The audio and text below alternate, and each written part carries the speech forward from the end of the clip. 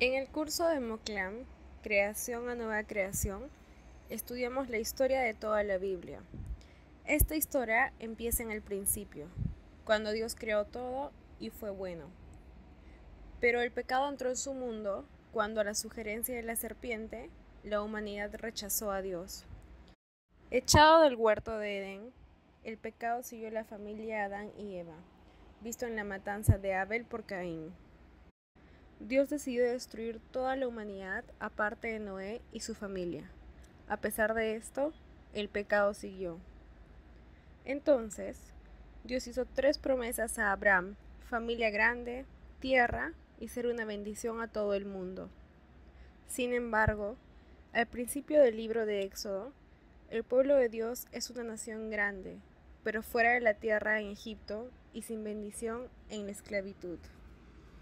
Pero Dios rescató a Israel, un evento recordado en la Pascua, cuando Israel fue protegido del ángel de la muerte por la sangre de un cordero en sus paredes. Por eso, cuando Israel llegó a la frontera de la tierra prometida a Abraham, tenían que aprender cómo vivir como el pueblo de Dios.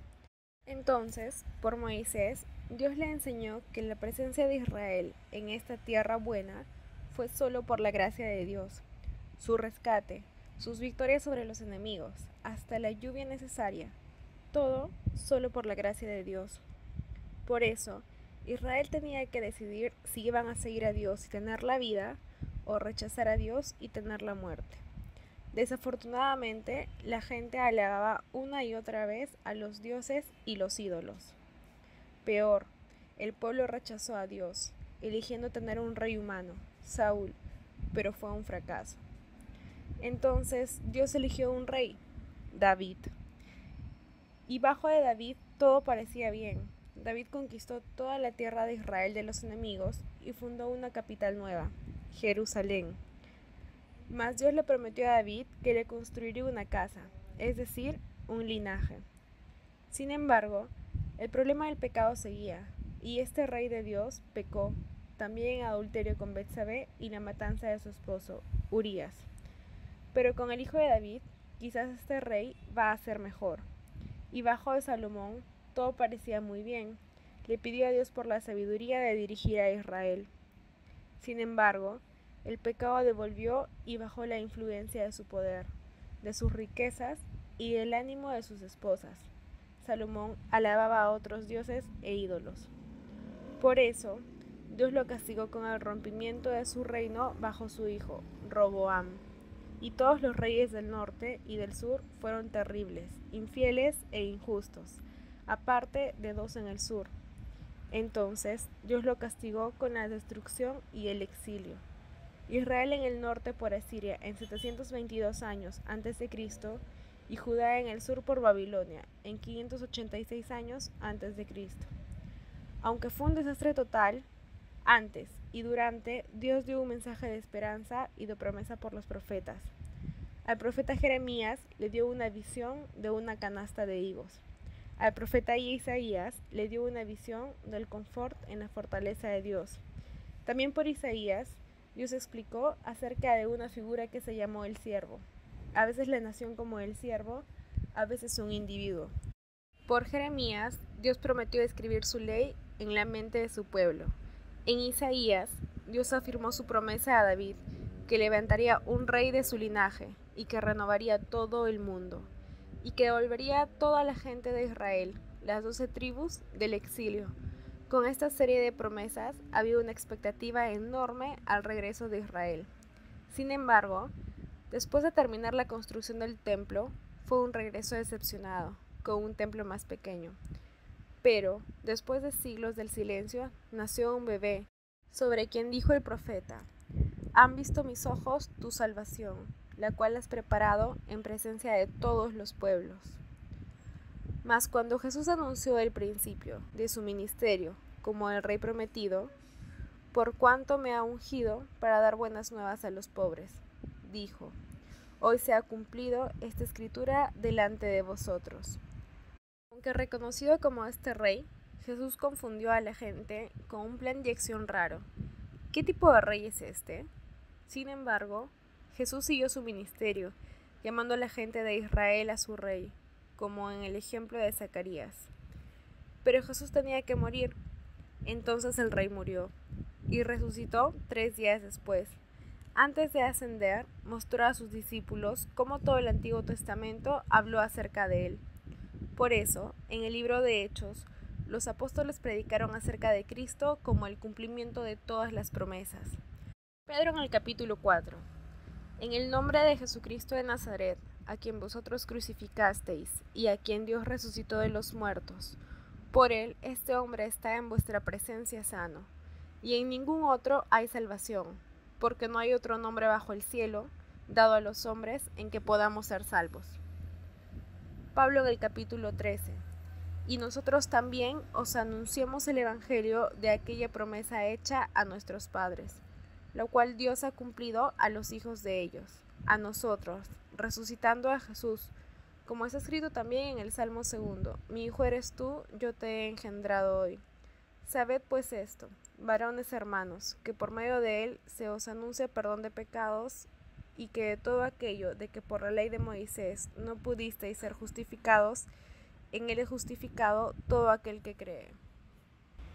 Además, vemos las acciones del Espíritu Santo, afirmando el movimiento del Evangelio desde los judíos, los samaritanos a los gentiles, como en la casa de Cornelio, un romano. Respondió Pedro: ¿Puede acaso alguno impedir el agua para que no sean bautizados estos que han recibido el Espíritu Santo, también como nosotros? Aunque ya llegó el reino de Dios, todavía esperamos por la llegada final, cuando Jesús regrese. Al llegar aquel día, los cristianos recibiremos el perdón final del pecado y recibiremos cuerpos nuevos. Pero para los no cristianos habrá juicio y castigo. Mientras esperamos por aquel día, como leemos en Primera de Pedro, en su grande misericordia nos hizo renacer para una esperanza viva, por la resurrección de Jesucristo de los muertos, para una herencia incorruptible. Estos fueron los eventos en la historia de la Biblia. ¿Pero qué significan? Empezamos de nuevo al principio para ver más.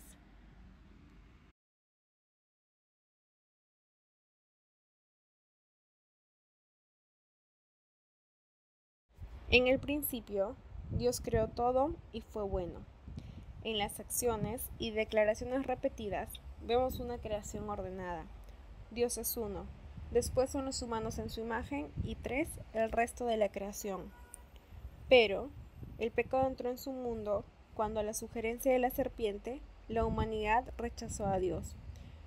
Vemos una inversión de la creación. En vez de los humanos escuchando a Dios, escucharon a la creación y se pusieron encima de Dios. Echado del huerto del Edén, el pecado siguió a la familia de Adán y Eva, visto en la matanza de Abel por Caín. De hecho, en cada historia de Génesis 4:11, el problema del pecado se profundiza más y más hasta la culminación de la Torre de Babel. En una historia importante por la maldad, Dios decidió destruir toda la humanidad aparte de Noé y su familia. A pesar de esto, el pecado siguió. En esta historia vemos el patrón crucial en la Biblia, la salvación por el juicio. Es decir, aunque Dios castiga, va a rescatar a alguien como un acto de la gracia, una imagen repetida en toda la Biblia. Entonces, Dios hizo 3 promesas a Abraham: familia grande, tierra y ser una bendición a todo el mundo. Estas 3 promesas son el principio del plan de Dios a anular los defectos del pecado del mundo. Por eso, dirigen al resto de la Biblia. Sin embargo, al principio del libro de Éxodo, el pueblo de Dios es una nación grande, pero fuera de la tierra en Egipto y sin bendición en la esclavitud. A causa de las promesas a Abraham, Dios salvó a Israel. Dios rescató a Israel, un evento recordado en la Pascua, cuando Israel fue protegido del ángel de la muerte por la sangre de un cordero en sus paredes. Para Israel, el éxodo fue su salvación, el momento en que Dios lo rescató. No ganó su salvación, fue un acto de la gracia. Por eso, cuando Israel llegó a la frontera de la tierra prometida a Abraham, tenían que aprender cómo vivir como el pueblo de Dios. Israel recibió la ley después de la salvación. La ley existía para enseñar los caminos de Dios. Entonces, por Moisés, Dios le enseñó que la presencia de Israel en esta tierra buena fue solo por la gracia de Dios, su rescate, sus victorias sobre los enemigos, hasta la lluvia necesaria, todo solo por la gracia de Dios. Israel solo tenía su entrada y su presencia en la tierra a causa de Dios. Por eso, Israel tenía que decidir si iban a seguir a Dios y tener la vida, o rechazar a Dios y tener la muerte. Aunque Israel tenía su identidad como Israel por las promesas de Dios a Abraham y por la salvación del Éxodo, su presencia en la tierra fue condicional. Desafortunadamente, la gente alababa una y otra vez a los dioses y los ídolos. El problema en Génesis 3 sigue, y después de la conquista del libro de Josué, vemos en Jueces el ciclo repetido del pecado: castigo por invasión, un juez por rescatar, paz, y después la idolatría otra vez. Peor, el pueblo rechazó a Dios, eligiendo tener un rey humano, Saúl, pero fue un fracaso. Israel ya había tenido un rey, Dios, pero la gente quería ser como las otras naciones, y su selección terminó ignorando a Dios. Entonces Dios eligió un rey, David. Quizá este rey va a ser mejor. Y bajo de David todo parecía bien. David conquistó toda la tierra de Israel de los enemigos y fundó una capital nueva, Jerusalén. Parece que Israel tiene un rey que dirigía a Israel bajo el soberano de Dios. Mas Dios le prometió a David que le construiría una casa, es decir, un linaje. La promesa que un hijo de David sería rey para siempre son las promesas fundamentales en la Biblia. Sin embargo, el problema del pecado seguía, y ese rey de Dios pecó también en el adulterio con Betsabé y la matanza de su esposo Urías. El problema de Génesis 3 sigue. Pero con el hijo de David, quizá este rey va a ser mejor. Y bajo de Salomón todo parecía muy bien. Le pidió a Dios por la sabiduría de dirigir Israel. En esta época de oro, Israel es rico, famoso, es decir, todas las promesas de Abraham parecían cumplidas. Sin embargo, el pecado devolvió, y bajo la influencia de su poder, de sus riquezas y del ánimo de sus esposas, Salomón alababa a otros dioses e ídolos. El problema de Génesis 3 sigue. Por eso, Dios lo castigó con el rompimiento de su reino bajo su hijo, Roboam. Por los siglos siguientes, en la historia del pueblo de Dios, había dos reinos, el del norte, Israel, y el del sur, Judá. Y todos los reyes del norte y del sur fueron terribles, infieles e injustos, aparte de dos en el sur. Sin líderes fieles, ¿cómo va a responder Dios? Entonces, Dios los castigó con la destrucción y el exilio. Israel en el norte por Asiria en 722 años a.C. y Judá en el sur por Babilonia en 586 años a.C. El exilio fue una catástrofe, no solo físicamente, pero también por las promesas de Dios. ¿Significa que Dios ha dejado sus promesas? ¿Qué va a pasar con su plan de anular el pecado en su mundo? Aunque fue un desastre total, antes y durante, Dios dio mensajes de esperanza y de promesa por los profetas. Al profeta Jeremías le dio una visión de una canasta de higos.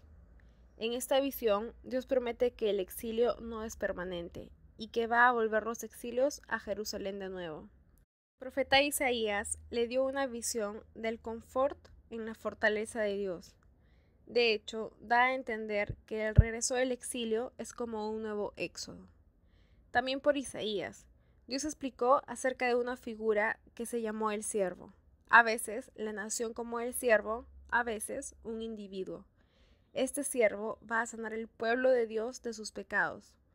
Por Jeremías, Dios prometió escribir su ley en la mente de su pueblo. En esta promesa increíble, Dios promete cambiar los deseos de su pueblo para que quieran seguir a Dios intrínsecamente sin la presión extrínseca de la ley. En Isaías, Dios afirmó su promesa a David, que levantarían un rey de su linaje. Este rey va a cumplir todo lo que los reyes anteriores no podían hacer, dirigir y pastorear a Israel con fidelidad a Dios. ¿Y qué renovaría todo el mundo? Dios va a renovar todo de su mundo. Y que devolvería toda la gente a Israel, las 12 tribus del exilio, pero más en una imagen de la palabra de Dios alcanzando a todo el mundo.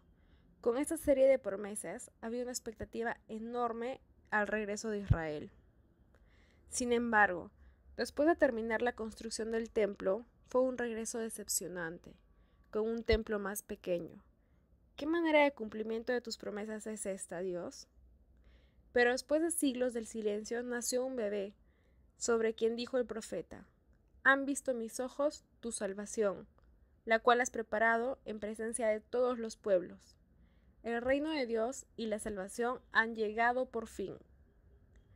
Mas, cuando Jesús anunció el principio de su ministerio como el Rey prometido, por cuanto me han ungido para dar buenas nuevas a los pobres, dijo: Hoy se han cumplido esta escritura delante de vosotros.